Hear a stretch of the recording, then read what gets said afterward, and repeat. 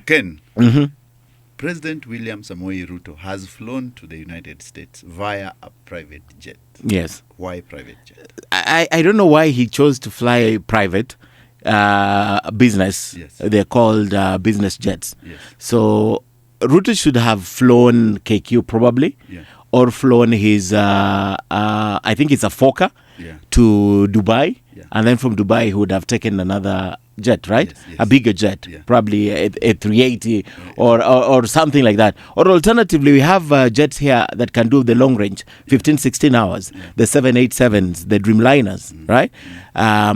Which are currently in service in Kenya. And I think we have two, but he chose to fly private. So the jet that Ruto is flying is the Royal Jet, RJU. And you can know that by the call sign. You can not even the tail you will see RJU tail. If you look at the landing gear, the front landing gear, there's also RJU right there. So when you look at that, it's a Royal Jet. Royal Jet is run by a company in UAE. Yes, so he's decided to fly a jet. And that jet, I think the range is between 5,000 to 7,000 kilometers, which means they'll need to have a transition point. But now, because this jet has been modified, they can do as much as 12 hours, I think. So hold on, Bas. Ken, you mean the Fokker cannot fly directly to the US? No, very few. You know, from here to the US, the distance is about 17 hours, 16, 17 hours, right? So you need a jet that can carry fuel for that range. Yes, so a Fokker cannot. It cannot do that range. Maximum, I think, also is about 5,000 kilometers, which only takes you to Dubai maximum. Yeah, you can't fly. Dubai is around 500. Yes, around 5,000. So yes. The jet that we have for the president is just meant to take them to the nearest point of departure. Not even the president, even the ones KQ have, very few of them can do a long range flights. Yeah, not even just the president. But, because you know the carrying capacity and the weight of that jet and the amount of fuel that it can carry matters. Yes. You know, you are talking. This is hustler jet. This sounds like a hustler jet. It is hustler jet 2. A BBJ. Yes. The cost of hiring is what Kenyans would like to know. Okay. How much will Kenyans part with when the president flies this jet? You always calculate the cost of hiring a jet based on the flying hours, right? Yeah. So you divide that running cost, the total running cost of the jet. You divide that with the distance. So if, for example, the running cost of this aircraft, which, by the way, we have identified is a 737, is not one of the new aircrafts, right? It's probably more than 10 years old. It's not one of the new ones, but running cost for that flight per hour is about $6,000 per hour. Per hour. So that means that if it flies the 15 hours, let me say 15 hours to the US, it's 15 times 6,000, which is about 12 million shillings. So minimum 4 days. No, you don't multiply with 4 days. They only charge you aircraft when it's on air. When it's on. Yeah, when it's on not air. Landed. No. Landed, the parking cost and all those things, depending on the jurisdiction, there's a way they charge it. Okay. But you basically charge aircraft when it's on air. So you do 15 hours. Let's work with 15. We do 15 going and 15 coming back. That gives you about 26. Let's just round it off to 30 million shillings. And will it be 30 million shillings in Kenyan speak? Now the problem is this is a VVIP aircraft, right? The modification. Yes, the modification first takes it to around a minimum of 20 seats in there. You can imagine a 737, how big it is. That thing has a bedroom uko mwisho. And it has one executive bedroom. Yes, so and executive lounge. The 30 million is just like the basic. The basic, if you just want a BB jet, that's a Boeing business jet. That's why it's called a BB jet. Just basic, you and I and Alex just decide we want to fly business. So we get a BBJ and then they'll charge us. That is the amount of money they'll charge us. So there's a lounge, there are very executive seats, there are partitions, right? And uko nyuma there's one bedroom, executive bedroom. So the president wants to sleep because he has an early morning. He sleeps there. Yes.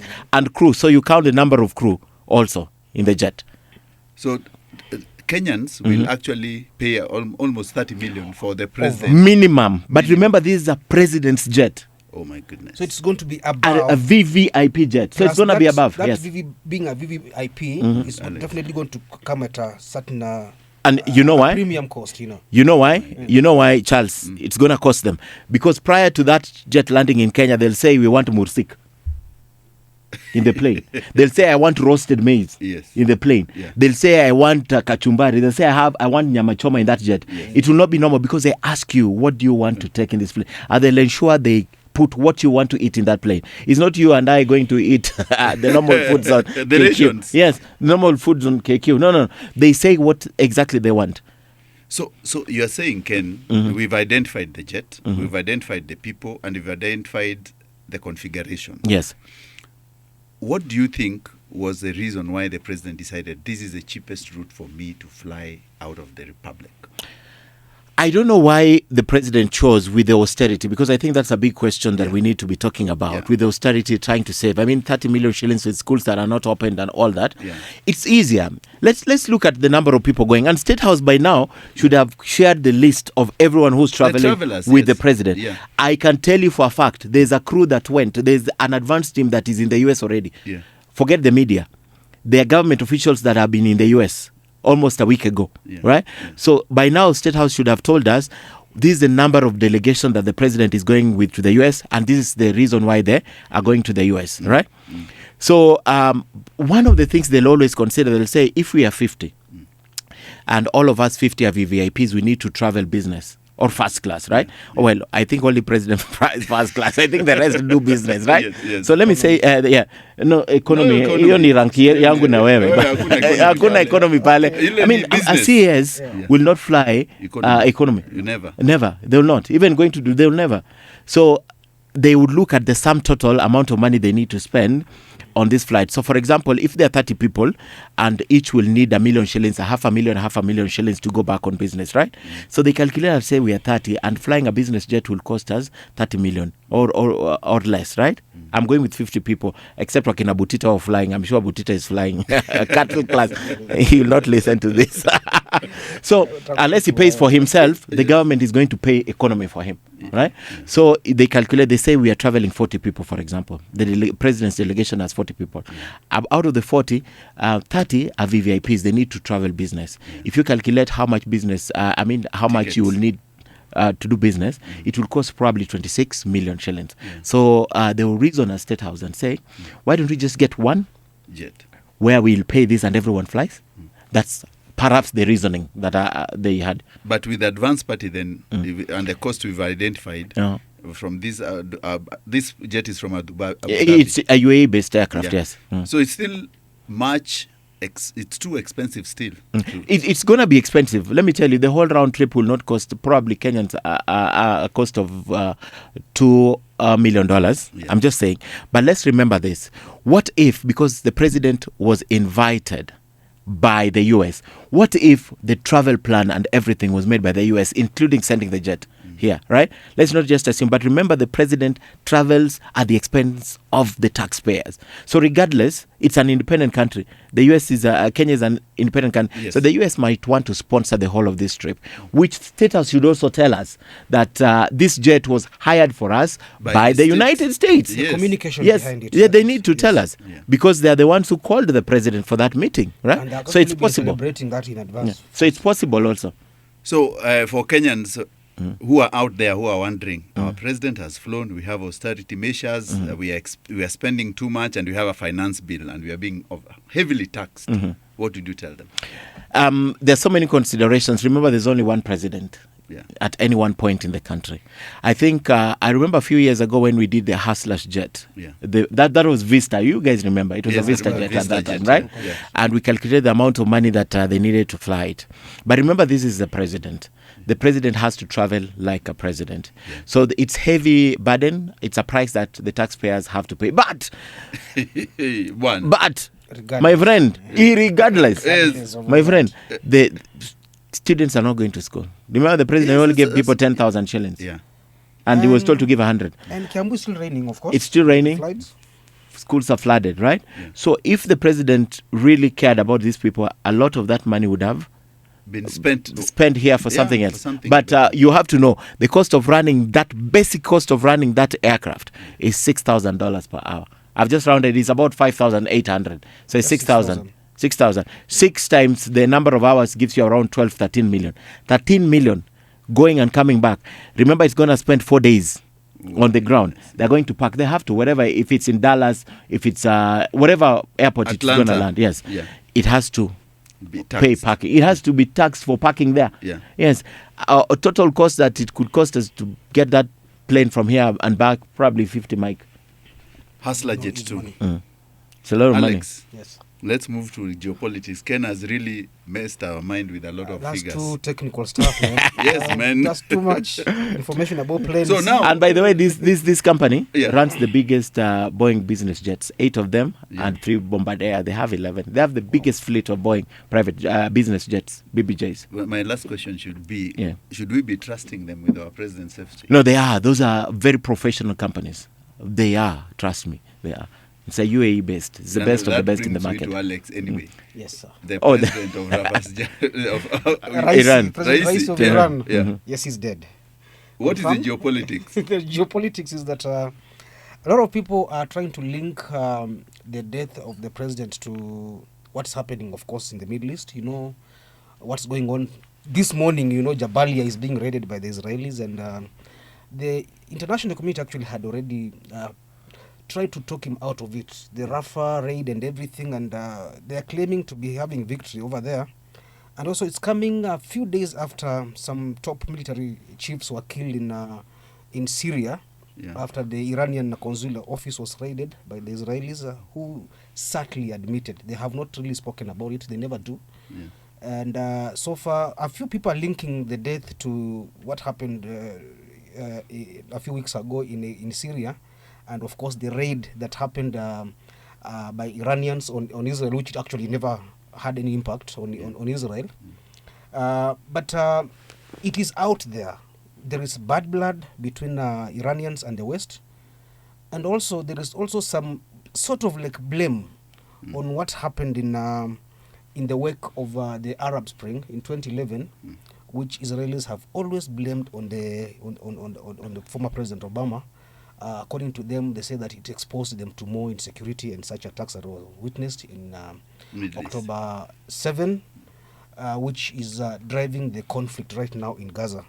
But it's still out there. We cannot say that Mossad is behind it, because so far Israelis never admit to such attacks whenever they're involved.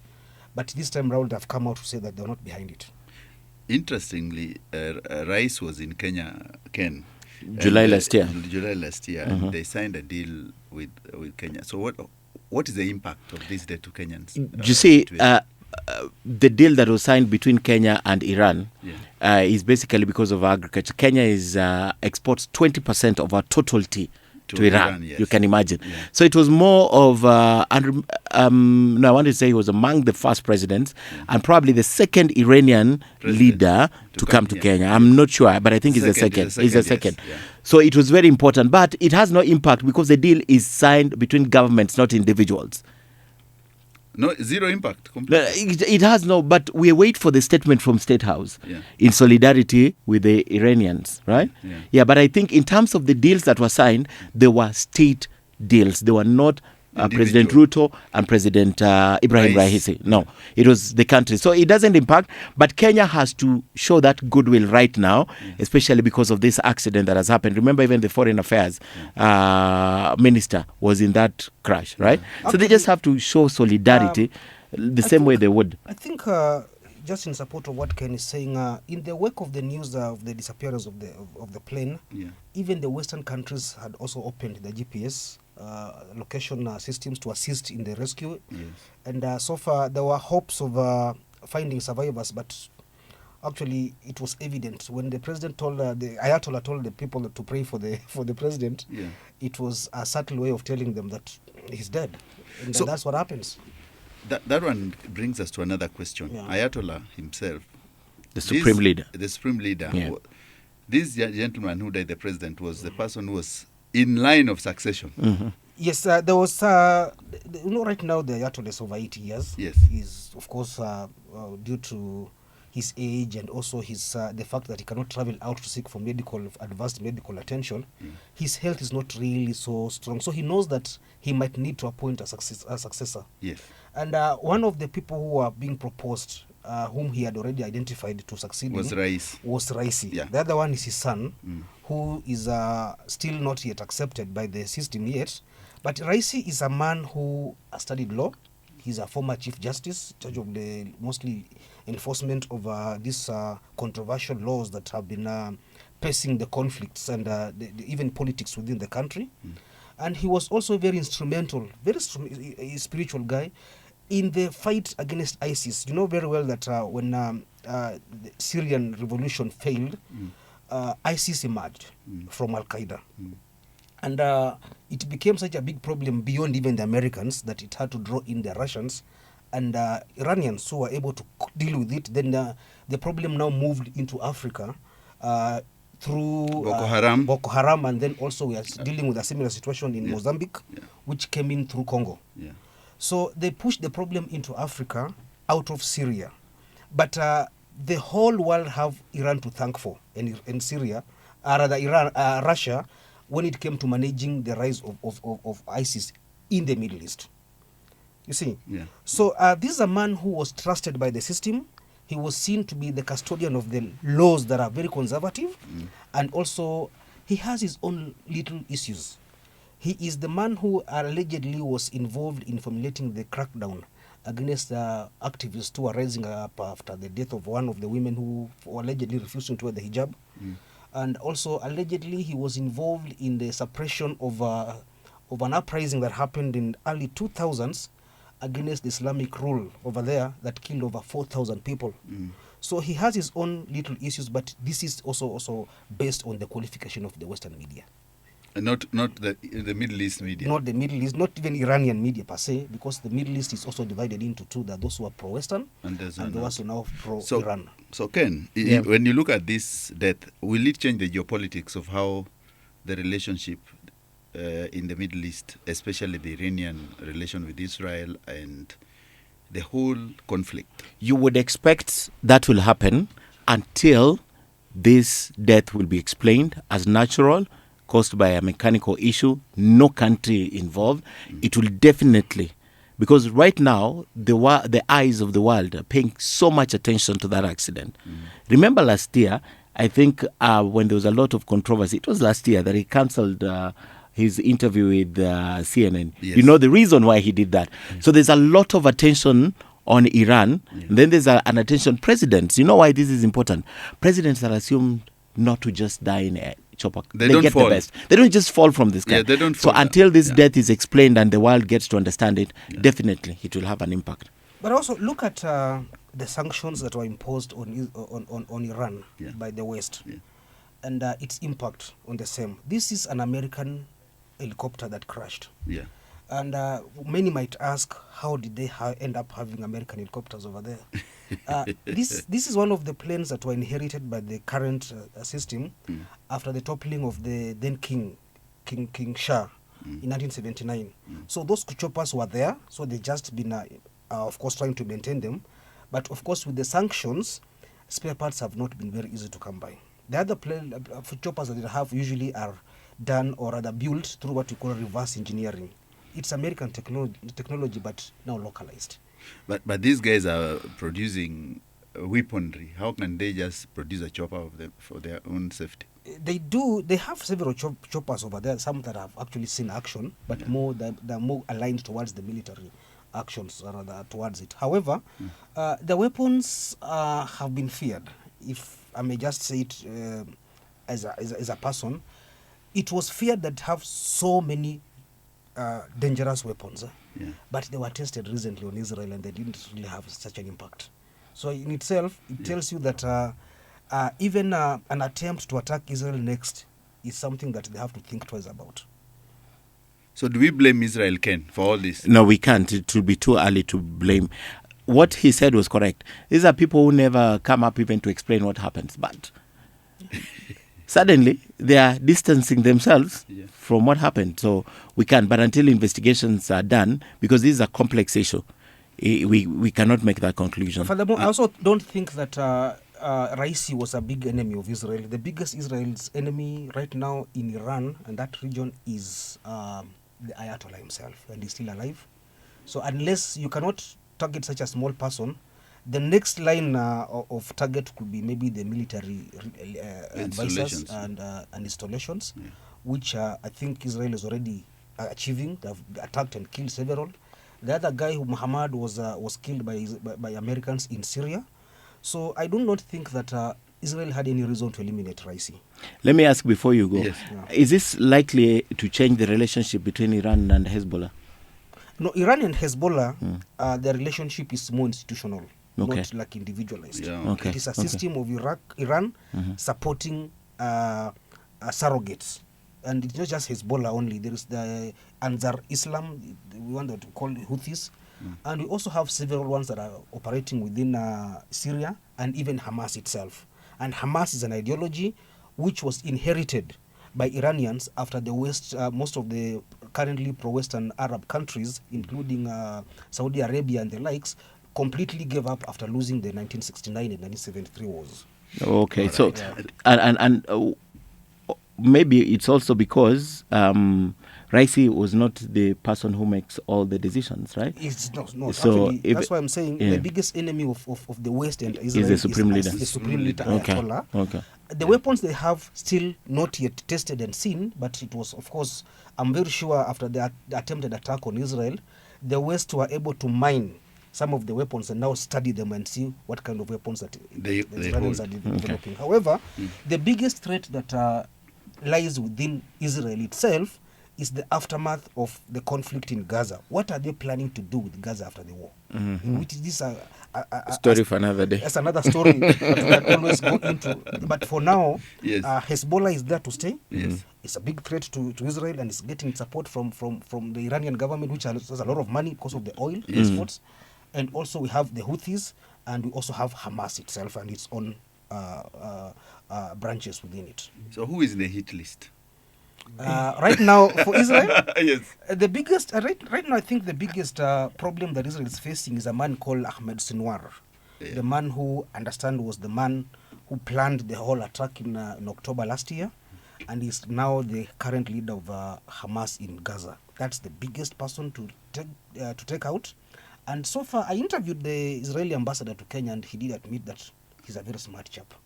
He's very smart. He's very, very smart. Even Osama bin Laden was smart. And he was caught, eh? Yeah. Finally. They will, So- they will, but it will take a while, and Israel has to admit that they were hit. That was a Gentlemen, bad hit. I think you've discussed this thing deeply, and for listeners out there, this is what we bring in our news platforms across our KTN News, KTN Home, The Standard, and all our Radio Maisha and all our other products. This is your daily podcast with Ken Mijungu and, of course, Alex and myself. Keep listening.